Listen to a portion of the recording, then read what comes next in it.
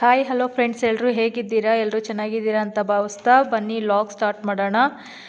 ಇವತ್ತು first day of ನಮ್ಮ ಮಗಳದು first day school.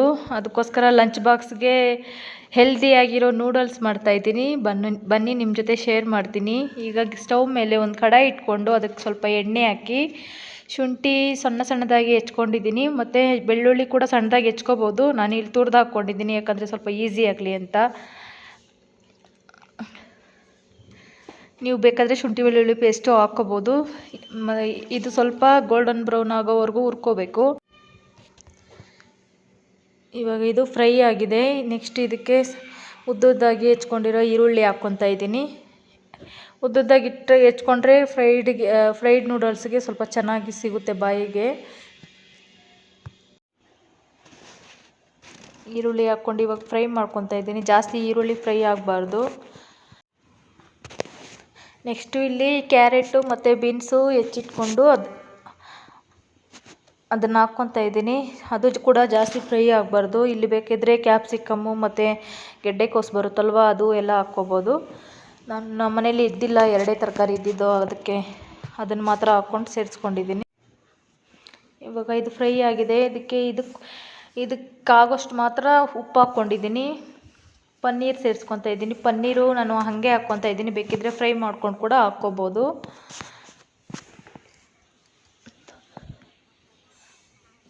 ಚೆನ್ನಾಗಿ ಸ್ವಲ್ಪ ಮಿಕ್ಸ್ ಮಾಡಿಕೊಂಡು ನೆಕ್ಸ್ಟು ಇದಕ್ಕೆ ಗರಂ ಮಸಾಲ, ಖಾರದ ಪುಡಿ, ಧನಿಯಾ ಪುಡಿ, ಪೆಪ್ಪರ್ ಪುಡಿ ಹಾಕ್ಕೋಬೇಕು.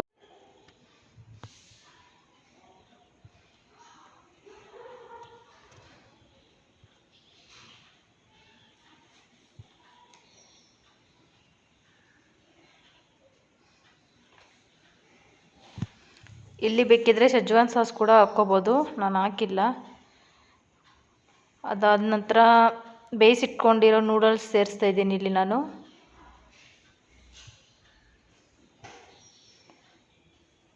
ಸ್ವಲ್ಪ ನಿಧಾನಕ್ಕೆ ಮಿಕ್ಸ್ ಕೊಡಬೇಕು, ಇಲ್ಲಾಂದರೆ ನೂಡಲ್ಸ್ ಕಟ್ಟಾಗ್ಬಿಡುತ್ತೆ.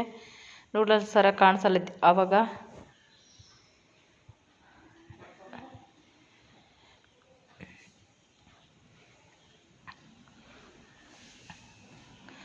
ಆಯಿತು, ಇಷ್ಟೇ.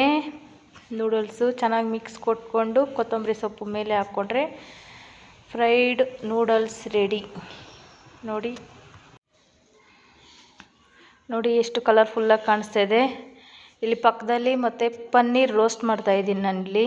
ಅದಕ್ಕೆ ಫ್ರೈಡ್ ನೂಡಲ್ಸ್ಗೆ ಹಾಕಿ ಮಿಕ್ಕಿದ್ದು ಪನ್ನೀರ್ ಇತ್ತಲ್ವ, ಅದನ್ನು ವೇಸ್ಟ್ ಮಾಡೋದು ಯಾಕೆ ಅಂದ್ಬಿಟ್ಟು ಇಲ್ಲಿ ರೋಸ್ಟ್ ಮಾಡೋಕ್ಕೆ ಮಾಡ್ತಾಯಿದ್ದೀನಿ.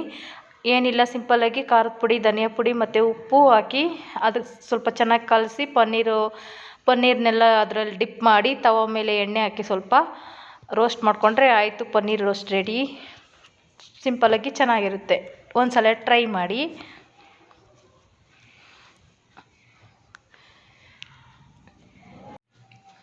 ಪನ್ನೀರಲ್ಲಿ ಸಿಂಪಲ್ಲಾಗಿ ತುಂಬ ವೆರೈಟಿ ಮಾಡ್ಬೋದು. ಮುಂದೆ ಯಾವಾಗನ ತೋರಿಸ್ತೀನಿ ನಿಮಗೆ.